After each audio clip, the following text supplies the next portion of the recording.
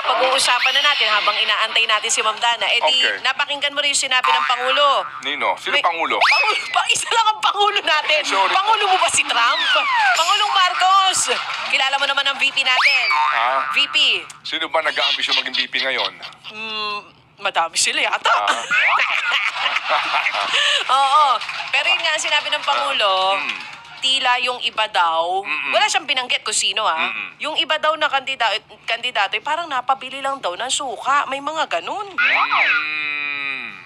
Sumagot yung mga parang pakiramdam nila, baka sila yun.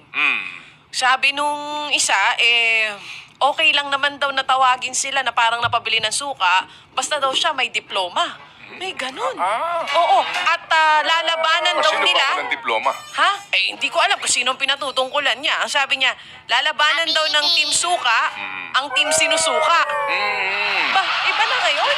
Hindi na kasamaan versus kadiliman? Basta kasamaan, kadiliman, basta ngayon puro kaplastikan. Kasi Yun ang malinaw. napaka,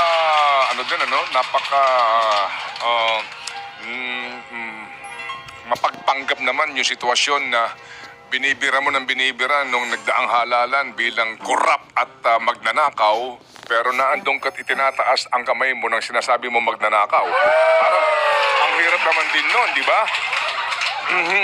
Babalik na naman tayo doon sa sinabi mo. Oo. Sa politika, walang Diba? permanente talaga. Parang isipin natin, di ba nung nagdaang eleksyon, binibira mo yan at binibira mo, sinasabi mo magnanakaw. Ngayon, kasama ka sa entablado at pinatataas mo ang iyong kamay, nito sinasabi mo magnanakaw. I said, ahoy!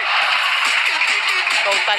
Kick-off rally dyan sa Ilocos Norte. Ba? Ah, Usong-uso ngayon yan, yung araw ng mga puso, mga pangako, napako. marami din nang nalilito. Si Ate Amy ba kasama sa ticket ng alyansa?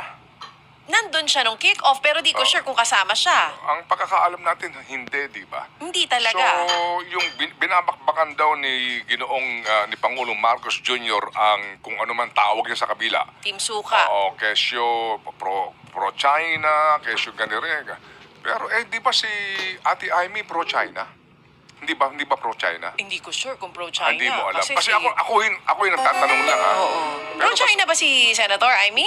basahin mo yung column ni Jarius. Oo. Meron siyang research dito nung mga naging desisyon at mga pronouncement ni Ate Amy sa mga issue involving China, in the Philippines. Nako. Yan, sige. Oh, baka sumagot din si Ate Amy pag nabasa niya yun. Gaya ng sagot ni Senator Bato de la Rosa Anong sagot? na inaakusahan na pro-China. O, ano sabi? Willing daw siya talaga, magpapakamatay siya para ipaglaban ng West Philippine Sea, di ba? Kailan? Hoy! Anong ikaw naman? Baka sinasabi niya. Matapang si Senator Bato, sabi niya, paglalabang ko yung Pilipinas, gusto ko punta tayo Ngayon na,